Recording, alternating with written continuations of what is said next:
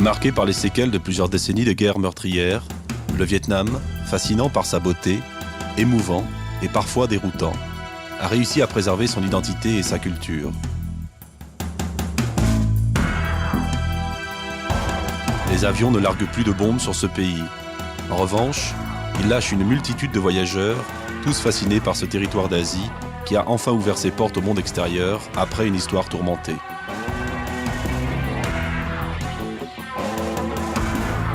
Mais pour les milliers de touristes attirés par l'exotisme et les souvenirs bon marché, la misère ne semble pas exister au Vietnam, devenu une destination très prisée.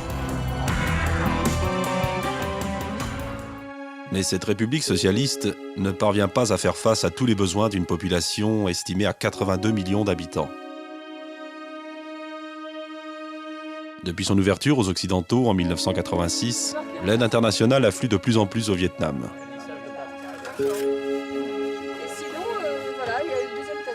Parmi les nombreuses organisations non gouvernementales, un petit groupe d'intervenants bénévoles attire particulièrement l'attention. Aujourd'hui, ces hommes et ces femmes, engagés dans le combat contre la misère, participent individuellement à l'action de plusieurs organisations humanitaires.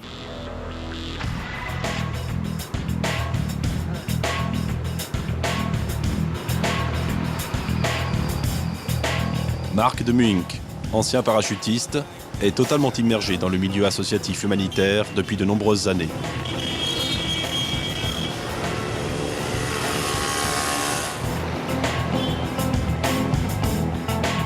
Désormais, il séjourne une grande partie de l'année au Vietnam et se définit lui-même comme un volontaire urgentiste.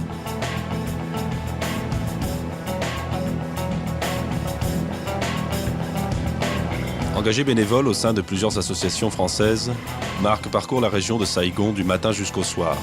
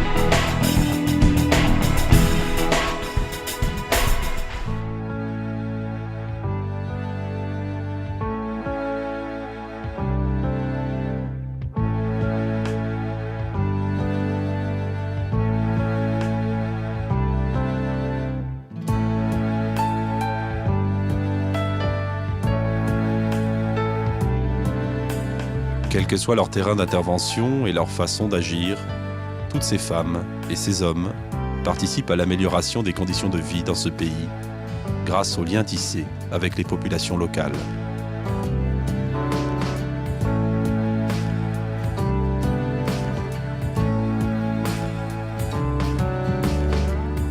Tous les acteurs impliqués réussissent à franchir les barrières des préjugés et des modes de pensée habituels pour se rapprocher mutuellement et harmoniser leurs actions.